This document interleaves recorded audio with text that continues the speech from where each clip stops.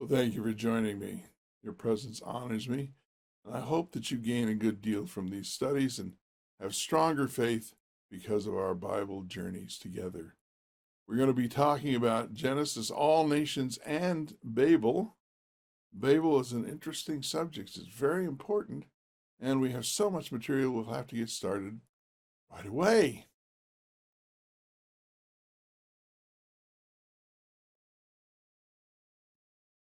All nations and Babel. Let's begin with our memory text. Therefore, its name is called Babel, because there the Lord confused the language of all the earth, and from there the Lord scattered them abroad over the face of the earth. So there are two actions that take place in relation to Babel. The first one is God confused the language of all the earth, and the second was that he scattered them across the earth. In the first fall, they had sin unleashed, where it had to be in one place before you could see the serpent, and yet, and by Genesis 4, it's all over the world, and it's waiting and crouching like a predator. Well, here we're going to have confusion set in and unleashed, but confusion is a kind of, well, we'll see, a kind of flood, actually. Confusion unleashed. And we start out, the lesson talks about the curse of Ham. Well, what we have here, and you'll see, there's a lot of parallels here, is we have the fact that when the world is destroyed with the flood, it's the sinners and that sinful culture that go, but sin itself is not destroyed. So we have Adam who sins in a garden. Then we have Noah who sins in a vineyard. That's the reason for this curious story about Adam getting drunk, all right? But it's very similar. Adam partakes of the fruit of knowledge, but Noah partakes of the fruit of the vine. Adam is found shamefully naked then. He realizes he doesn't have any clothes. And Noah is found shamefully naked as a result of his sin. In both cases, the result of sin is they're naked. In the creation account, the fall, the nakedness is covered by God when he takes the animal pelts. But here the nakedness is covered by his sons. Sin brings a curse upon the seed. It is upon the seed that there will be enmity between the seed of the woman and the seed of the serpent. And here, the curse is not upon Noah, but upon his seed. Now, there are many more parallels here, but we don't have time for all of them in the regular study. For those who want more, you need to become patrons. I will have plenty available at my Patreon page. This will be a Patreon exclusive from here on.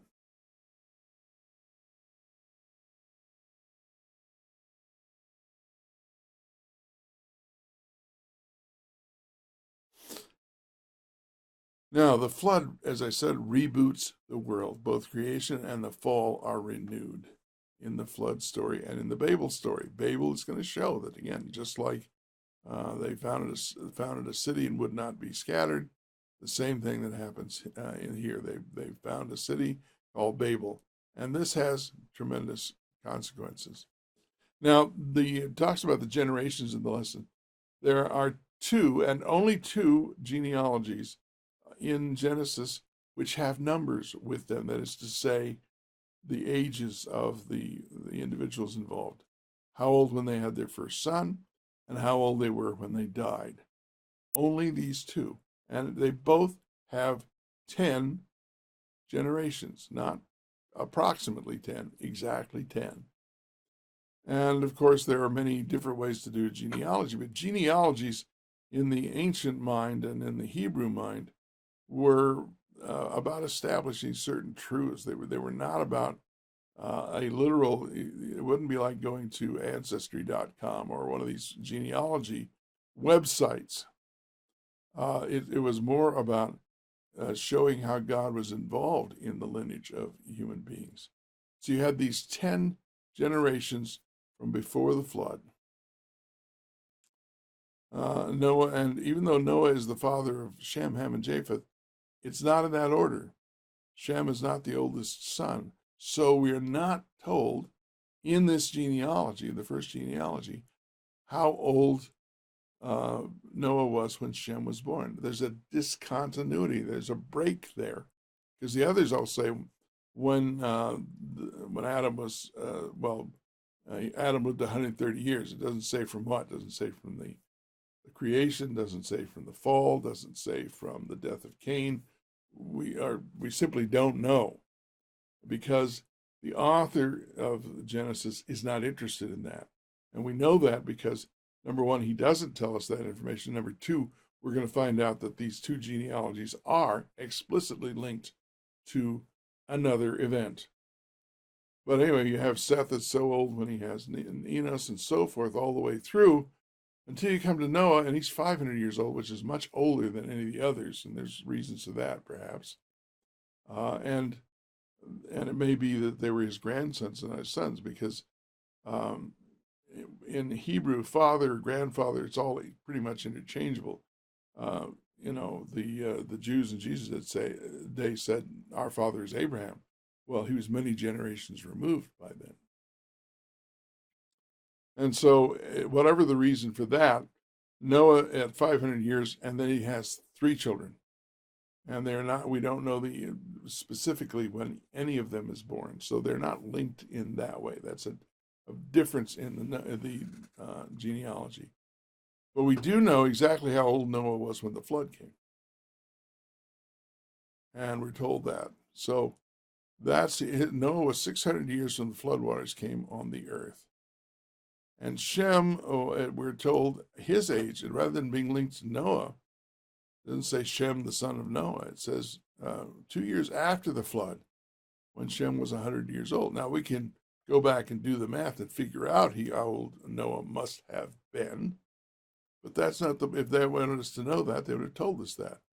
This is specifically linked not to the age of Noah, but to the flood. Both of these genealogies then are linked to the flood, which tells you the flood is the most important event. And the fact that there are 10 generations in each of the genealogies leads one to suspect that they are a chiasm. Pre-flood has 10 generations. The last generation is Noah. The first generation is Shem. Noah lives 500 years before the flood story and begins with 300 sons. Shem lives 500 years after the flood story. Noah is 600 years old at the flood, and Shem is 600 years old when he dies. So the parallel between those two is very close, which is the way a chiasm works. The first and the last, and then each one mirrors until you get to the center. And of course, at the center of this is the flood story. So the two genealogies with numbers are explicitly linked to the flood, not to the creation. Because I mention this and emphasize this because that's what the author is concerned about. So a key understanding here is that this is all about the flood and the judgment, and then the rebooting of creation, and with Babel coming up as the exclamation point that sin, the human culture is still infected with sin. And there we go. 10 generations. You can see that the flood story is what's in between these two genealogies, literally. You can go and look it up. Because the one's in Genesis 5, the flood story begins in Genesis 6, runs through Genesis 10, and then the other one's in the other genealogies in Genesis 11. So there they are, 10. We've seen the mirroring factors in Shem and Noah.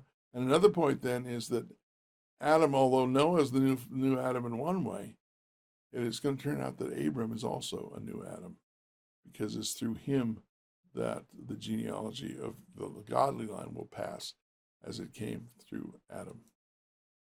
And but if we talk about the events, we don't know a lot about some of these individuals. We know about Adam, we know about Seth a little bit. Enoch, we know Methuselah, Lamech, and Noah. We have that. Then we have Shem, just simply because he's mentioned at the beginning. But the big event that takes place between Shem and Abraham, and I don't know where, so that's why I just put it in this blob here, is Babel. The Tower of Babel is the big event. So you have Adam, you have Noah, the flood story, and you have Babel. And we'll see why that's important. What happens at Babel is this. They said, come, let us build for ourselves a city and a tower whose top will reach into heaven, not into the heavens, not a general place, but to heaven, which in the cosmology of the ancient Babylonians and even the ancient Hebrews, that's where God's throne was. So they're going to reach to God's throne with their tower. Exactly how they were going to do that, I don't know, but that was their idea. And let us make for ourselves a name. So they're going to reach, they're going to become like God. I will be like the Most High. I will ascend, as Isaiah 14 says. Lucifer talking about this. And I'll make my own character, thank you very much. So this is righteousness by works. And this is, I will be like God. This is sin in its essence, that we will be the God, we will run our own lives. Otherwise, we'll be scattered abroad over the face of the whole earth. In other words, we're doing this so that we can avoid obeying God. And of course, if the tower reaches the heavens, we don't have to worry about a flood either. We can escape the judgment of God, as we saw it in the flood. We can escape that by our own efforts. Again, righteousness by faith, or by works rather, self-righteousness. So here we have the original creation, we have the fall, which this is the temptation that Lucifer offered the man and the woman, that they could be like God, knowing things. And after that, violence filled the earth. And this was epitomized by Lamech in the line of Cain, not the Lamech in the line of Seth. The flood comes, and Noah is the agent of deliverance. God takes him through the flood, and he becomes the new Adam in the sense that all flesh lives through him. He preserves all the animal life as well. So he's part of reestablishing the creation. Then there's the fall. Now we have Babel, and they say we'll be like God. We can reach to heaven, and we can make our own name. We can do what we want to. But as a result of Babel, confused people will fill the earth. There was a flood of water before and a flood of violence. Now there'll be a flood of confusion. But God had promised he would not destroy the earth by water again. So that's one of the ways he dampens this. And he assures, that they will in fact scatter because there's a tendency to aggregate ourselves, to combine ourselves by language and familiarity.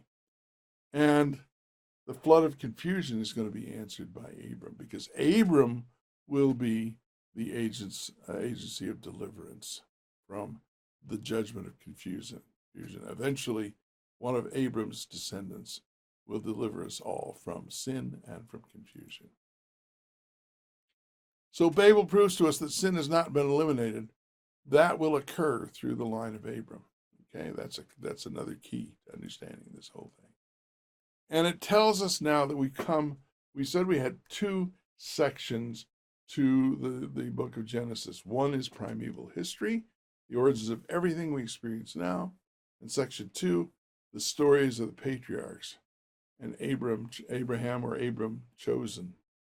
And so that's where we are now, with Abram being chosen. And Genesis 1 there, the section 1 therefore goes from creation to the end of the Babel story. And right after Babel, Abram appears. God's answer to the fact that sin has not been dealt with is that through the line of Abram, later Abraham, that this sin will be dealt with and confusion will be taken care of. So back to our three key understandings. First of all, Babel represents both creation and the fall renewed. Okay? There are two genealogies with numbers, and they're explicitly linked to the flood, because the flood was the great dividing line in the ancient world. They didn't see Babel as clearly as we do, as clearly as is brought out in the book of Genesis. And finally, sin will be eliminated and mankind delivered through the line of Abram. Okay, so those are the three important keys to this lesson. Babel tells us that we're still trying to be like God. We're still trying to reach heaven through our own efforts. We're still being self-righteous. Well, thank you for joining me. I hope this has been useful to you to understand the importance and the pivotal nature of Babel, what it means. And if you would always, if it's helpful to you, helpful to us, if you would pray for us, if you would click on the subscribe button, if you would click like, telling other people it's worthwhile. And of course, if you want more information, you can get in touch with me at BibleJourneys@yahoo.com. And you can become a patron at patreon.com/BibleJourneys, where there's much more material, including an extra video on this week's lesson. Thank you for joining me. I hope that we can get together again in a few days and embark together on another Bible journey together. Until then, may God bless.